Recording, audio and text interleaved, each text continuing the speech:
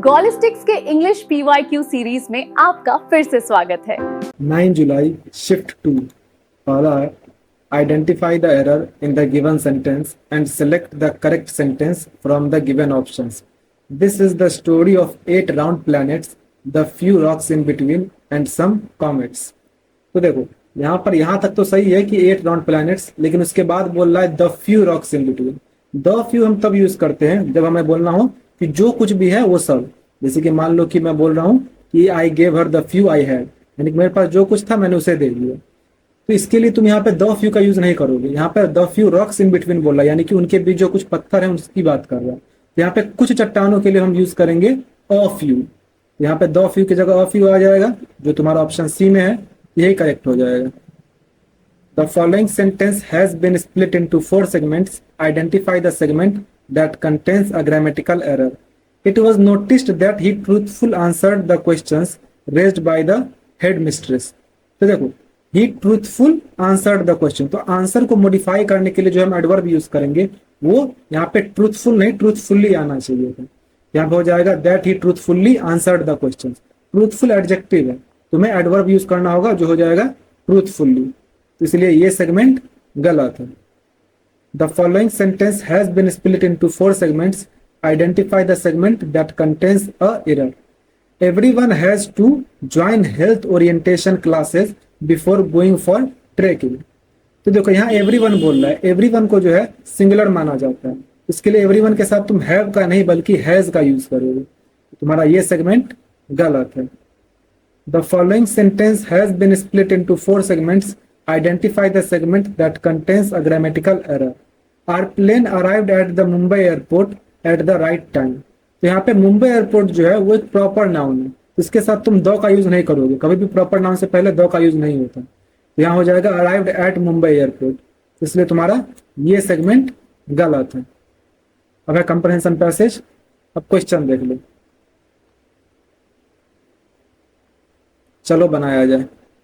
Our country India is one of the 12 mega biodiversity countries of the world with about 47,000 plant species. India blank 10th place in the world and 4th in Asia in plant diversity. तो क्या हो जाएगा, India 10th place world में जो है 10th place क्या करता है, उसको ऑक्यूपाई करता है। तो यहाँ ऑक्यूपाइज हम यूज करेंगे क्योंकि इंडिया सिंगुलर है, तो उसके साथ हम V5 लगाएंगे, हो जाएगा India occupies 10th place in the world.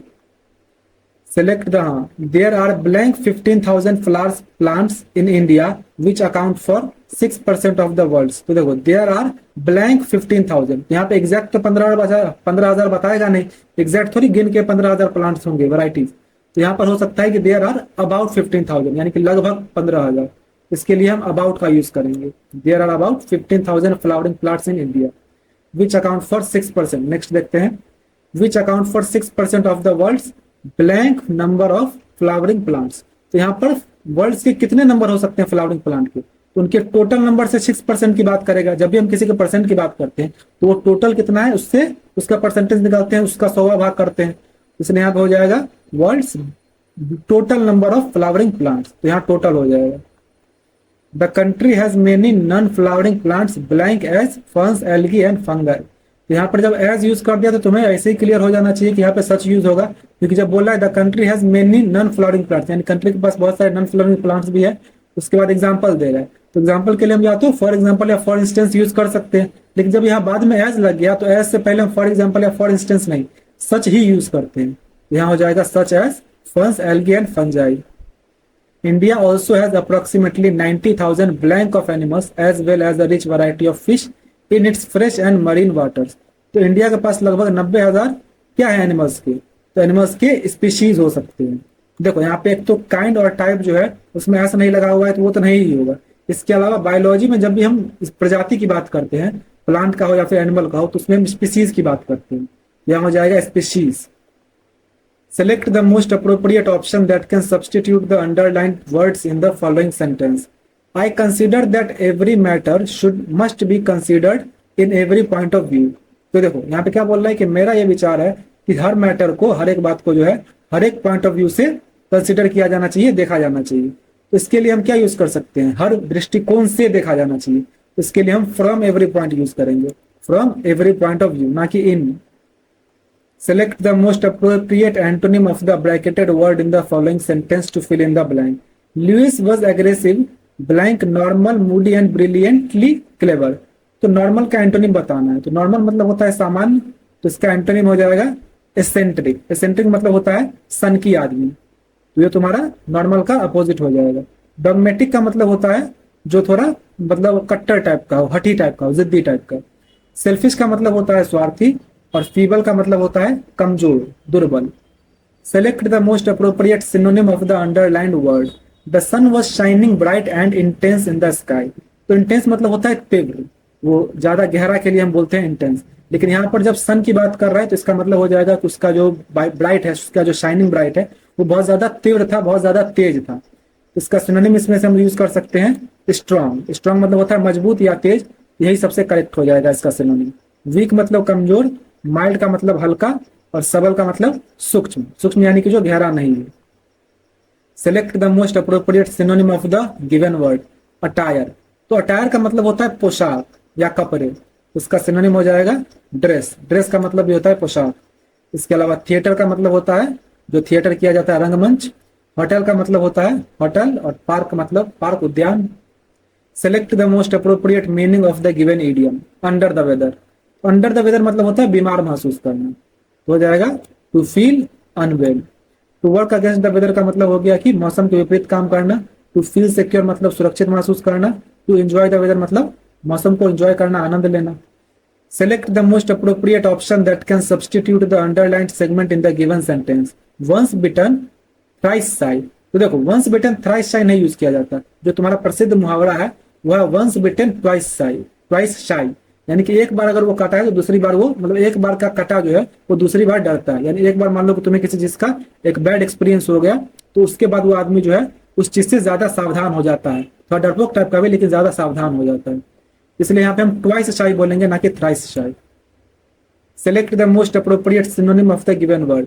Hypocrisy. तो हिपोक्रेसी मतलब होता है पाखंड आदमी, जो दूसरों को जो चीज दिखा रहा है वो असल में वो नहीं है। इसका सिनोनिम हो जाएगा डिसीट। डिसीट मतलब होता है धोखा, यानी दूसरों को गुमराह करने की कोशिश करना, ये भी पाखंड से लगभग जुड़ा हुआ है। ट्रुथ का मतलब सत्य, सिंसियरिटी का मतलब ईमानदारी, और हार्म का मतलब नुकसान। Select the option that can substitute the bracketed word segment meaningfully. Writing can instil a number of emotions as in a reader. तो देख लो यहाँ पे क्या आ जाएगा। इंस्टिल मतलब होता है किसी के अंदर कोई चीज भरना या डालना। यहाँ पर क्या हो रहा है कि writing can instil a number of emotions. तो राइटिंग क्या कर सकता है कि कुछ इमोशंस यानी कि किसी के मन में जो है भावना को वो धीरे धीरे डालेगा, यानी कि उसमें भरेगा वो भावना।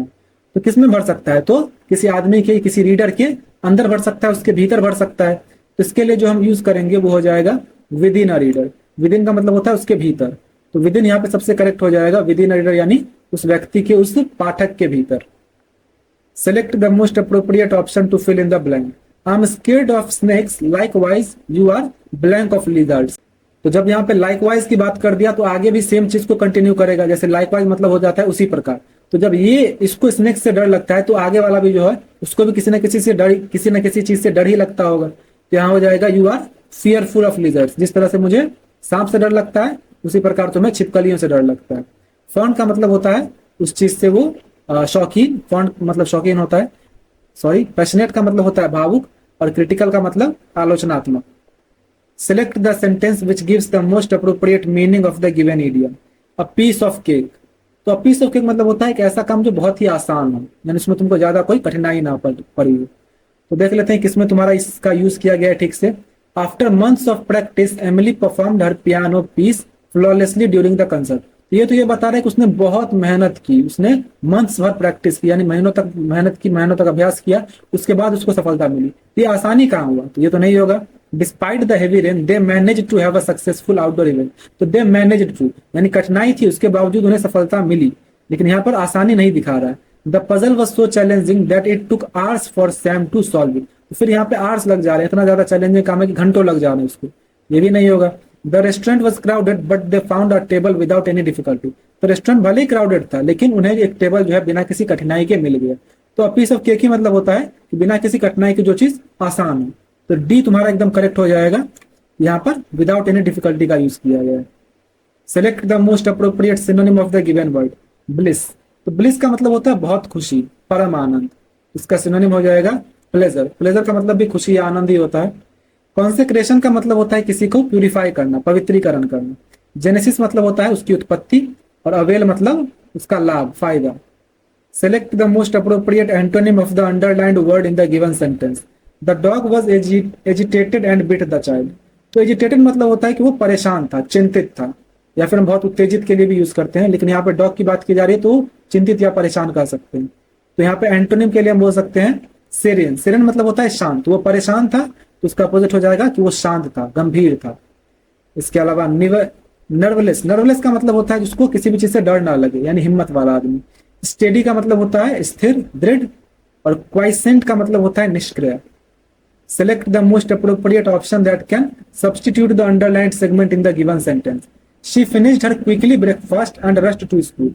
ये पढ़ने में ही गलत लग रहा है। She finished her quickly breakfast नहीं, बल्कि she finished her breakfast quickly होना चाहिए। क्विकली को हम ब्रेकफास्ट के बाद यूज करेंगे। क्विकली फिनिश्ड को मॉडिफाई करने के लिए यूज किया जा रहा है, ना कि ब्रेकफास्ट को। इसलिए हो जाएगा finished her breakfast quickly. Select the most appropriate option to fill in the blank. I have observed that there is proper natural blank even at 6 o'clock on summer mornings। जब समर मॉर्निंग्स की बात कर रहा है, proper natural बोल रहा है कि 6 बजे सुबह में भी जो है प्रॉपर नेचुरल क्या रह सकती है, तो यहाँ सबसे अप्रोप्रिएट हो जाएगा लाइट। लाइट का मतलब रोशनी। यहाँ 6 बजे सुबह में भी जो है एकदम प्रॉपर रोशनी रहती है। इसके अलावा ग्लीम मतलब होता है एक तरह का चमक। तो चमक दमक हम किस में बात करते हैं? जब कोई डेकोरेट वाला चीज होता है उसमें बात करते हैं। यहाँ पे ये ठीक सेंस नहीं दे रहा। और समर मॉर्निंग बोल रहा है यानी गर्मियों की सुबह में, तो वहां पर रोशनी ही एकदम करेक्ट होगा। लुसेंट मतलब होता है चमकदार, तो ये भी नहीं होगा। स्पार्कल मतलब जगमगाहट, ये भी नहीं होगा। There is a spelling error in the given sentence. Select the option that contains the incorrectly spelled word. He was thrilled when he heard about their journey to wonderland. यहाँ पे देयर जर्नी जो है वो किसी व्यक्ति के लिए, मतलब उन कुछ व्यक्तियों के समूह के लिए जो है रेफर किया जा रहा है। यहाँ पे THEIR वाला देयर होगा, ना कि THERE वाला। इसलिए तुम्हारा ये सेगमेंट गलत है। THEIR देयर होना चाहिए। Select the incorrectly spelled word. Condemnation. तो कंडेमनेशन की स्पेलिंग होती है CONDEMNATION। ये जो आई है इसके जगह पे ई आना चाहिए था। कंडेमनेशन मतलब होता है किसी की निंदा करना। इम्प्रिजनमेंट मतलब होता है कारावास। कॉन्ग्लोमेरेट। कॉन्ग्लोमेरेट का मतलब होता है समूह में। और इंटरमिंगल्ड मतलब आपस में मिला हुआ। तो इस तरह ये कंप्लीट हुआ। जो भी आपका स्कोर था उसे कमेंट करें। मिलते हैं अगले वीडियो में।